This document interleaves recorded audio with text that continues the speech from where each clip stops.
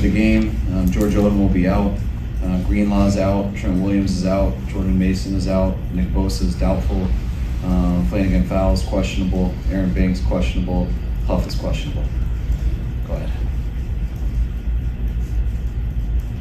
With Nick being doubtful, not out, does that mean that he was able to do a little bit more this week? Yes, he did a little bit more. Does Banks still have steps to take protocol? Yes.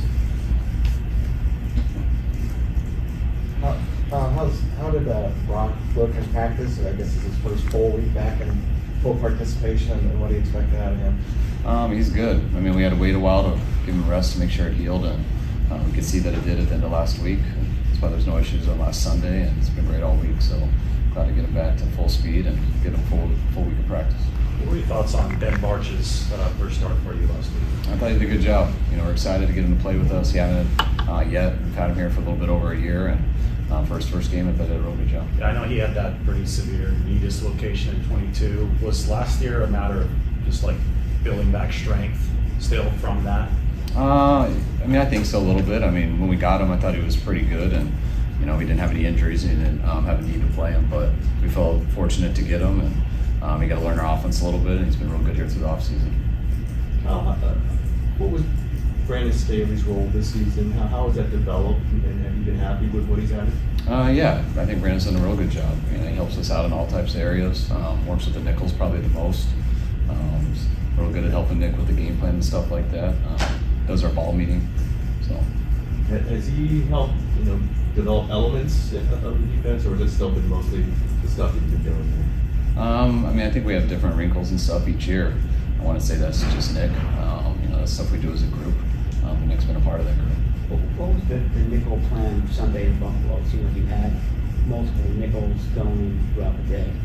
Yeah, we had some injury situations, so we knew Demo couldn't play, so we had a first and second down nickel, and then we had a third down nickel. And first and second down nickel, is that just a bigger player? Is McLeod sort of a bigger nickel for that? No, just Renardo was a little banged up too, and he just had a sore neck from the week before, so we don't want to put too much inside on him. So the Debo's numbers clearly that haven't been there this season. You attribute that to just kind of a trickle down for the whole offense, or are there things that he could be doing better? I think we all could be doing things better, but I think it's more a trickle down from the whole offense. He hasn't had as many opportunities for the big play. He's had a couple that he just missed, where you hit those, and it makes a big difference just in terms of the perception of numbers.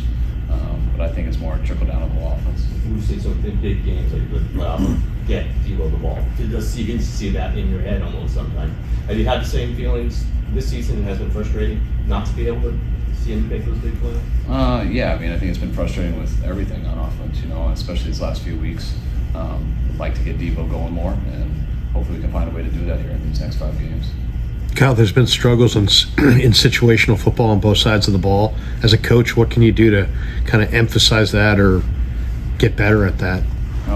Most of it's schematic answers and stuff, which definitely don't want to talk about in here, but that's all you emphasize. Numbers-wise and stuff, you can have some decent numbers, but if your numbers aren't good in situational football, you're really going to lead to many points. And points are what it takes to win the game. So stuff we emphasize all the time, stuff we're trying to get better at. Challenging guys at, and challenging ourselves schematically also. You guys, I know you don't want to pay attention to what's being said.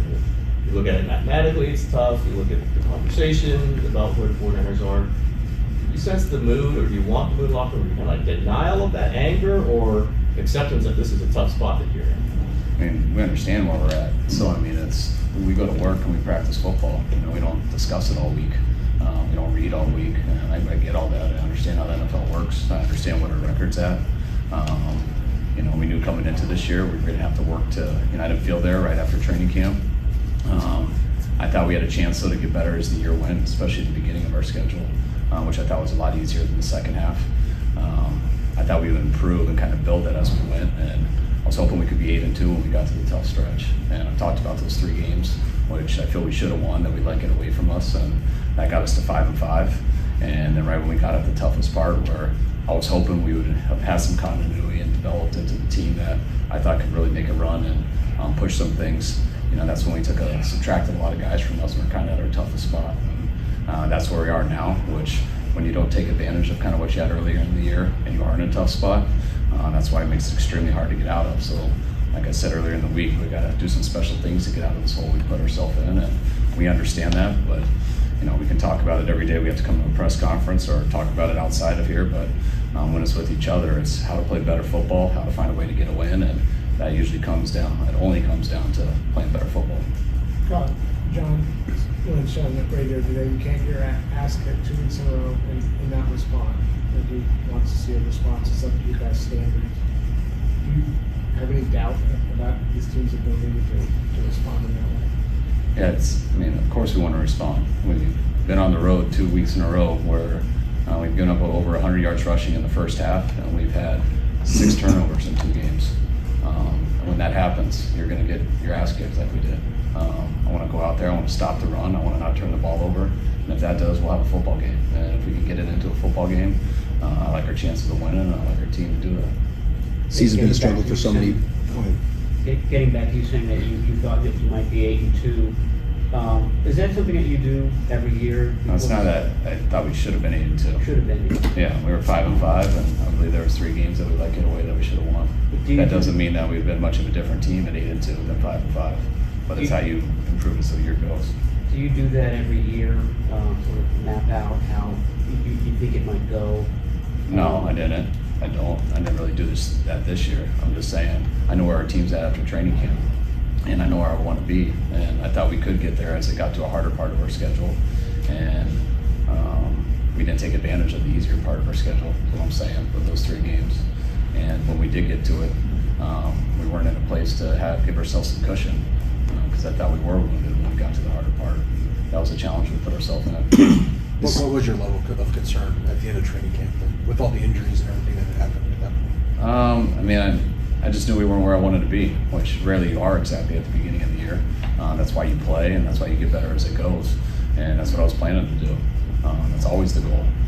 We weren't able to consistently do that. It seemed like every time we took a step forward, we took 2 steps back. And that was kind of how it went. And once you lose some close games, once you think you should have won, that's the difference between being 5-5 at the halfway point and being 8-2 at the halfway point from a record standpoint, not just the overall where your team's at.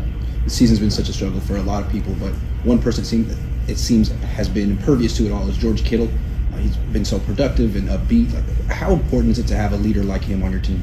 That's just George's personality. He's always upbeat, but I do think he's had a hell of a year.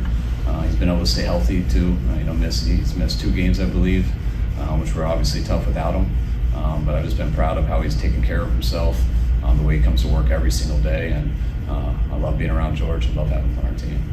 Kyle, Gary Kubiak was here today. Was it more business or pleasure? And he's a guy I'm sure you admire. Do you bend a guy like that's ear and talk football with him? Not really. I'm close with Coop. He gave me a big start, gave me my first position job and coordinator job a long time ago. Known him most of my life, and he's here, I think, visiting his son and his granddaughter. And probably it's nice to get out of the house a little bit every once in a while and come watch some football. So he's welcome up here anytime. Did you babysit for him? Kinda. I wasn't a very good babysitter. Usually when people say that, it was more because I was around and my younger sister did it for me. Kyle, you've been through the gauntlet the last 2 weeks on the road. You have obviously an opponent coming up that's been struggling. How do you keep the guys motivated and not taking this week lightly, basically? Because we don't see Chicago any different than these last 2 teams we played. I know their record's not the same, but it's a fine line between your record and what a team's capable of. This team was 4-2, would have been 5-2 if they didn't give up a Hail Mary. They had 2 bad games, which led them to 4-4. And then they played 3 of the best teams in the NFL and lost by a total of 7 points. And the film is very real. And all you got to do is have them see the film, which I showed first thing Wednesday morning, and that's all you need to get their attention. You guys good? Thanks, Kyle. Thank you. Thanks, guys. Go ahead, guys. Brock, what is your connection to Samaritan's First for Mike Cosmic? Why did you just select them for your cause? Yeah, I was just thinking about if I'm gonna have a chance to raise money, I'd like to, hopefully do it with an organization that legitimately impacts and helps people in need. And so with Hurricane Helene that just came through, I just looked at organizations that are on the ground, hands-on helping, and so Samaritan's Purse has done that, and they are doing that, and so I chose them, and hopefully we can raise some money to go help out people in need with the hurricane relief.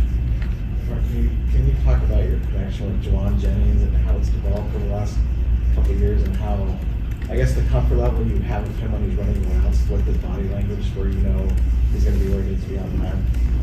Yeah, I think he does a good job with using his frame and creating separation with just how big he is, and he's a guy that I feel like he's actually got some underrated speed, and it may not look like that, but he really does. He gets up on guys quick and gets out of cuts pretty well, and his radius for the ball and stuff is really good. So definitely trusting him. He's an easy guy as a quarterback to see, run his routes as a target, know where he's going to be, and just give him a chance and he'll come down with it. And so we've definitely grown in that area, but we'd like to continue to get him more targets and get him the ball whenever we can in the right matchups and the right situations. So. Mark, how would you compare the demands and pressures of being an NFL quarterback that is on a team that's on a roll and headed to the playoffs, as opposed to one that's lost a few games in a row and is now fighting for its life, in terms of how you prepare and the outlook and all that? Yeah, I think just what you're trying to do as a leader, man, matters with trying to get into the playoffs, what you got to do for your job, and then trying to elevate other people around you and their job. Whereas if you're on a team where everything's good and you're winning games, and you know that you have some room to honestly fail and know that you're gonna still make it and stuff, I feel like that's just a little bit different. But right now, man, the sense of urgency's just gotta be higher, and it's gotta be on all the time. And we have no room to really slip up right now, and not a lot of margin for error. So for me, it's like I gotta be on top of my stuff, my game, and just make sure the standard is still there within our team, and hold everybody to the standard to win here. So that's how I look at it. Brock, this 3 big losing streak is obviously kind of cast things in some of this desperate situation. And in Seattle, you had a bum shoulder in play, and then you're in the snowstorm. How frustrating is it that you haven't been, for various reasons, maybe able to function at the peak of your powers, so to speak? Yeah, it's been tough. That's just sort of how the last 3 games have gone, but dude, that's the NFL. This game is physical. You gotta be able to overcome those kinds of things and find a way. And I feel like the good teams, the good players, they don't have excuses. They find a way to get it done for their team, and give it their all when they can, physically when they can. So that's just been how the last 3 games have gone. But for me, it hasn't been woe is me. I'm like, dude, that's the NFL. That's life, and that's the challenge in front of us, and what are we gonna do about it? So it's more of as motivation for me, and how am I going to answer this kind of stuff, and how am I going to be there for my team when things aren't always perfect? This is, I think, really where you see people for who they are, and so that's how I'm looking at it. And honestly, I'm excited for the challenge. I think I'm the guy for that. So, are you going to take more out of this year, you think, than even years before, because of the hard things you've learned? You said it like. Are you going to take more out of this year to be a better quarterback in the future out of the hard things you've learned this year, as opposed to before when things were going well?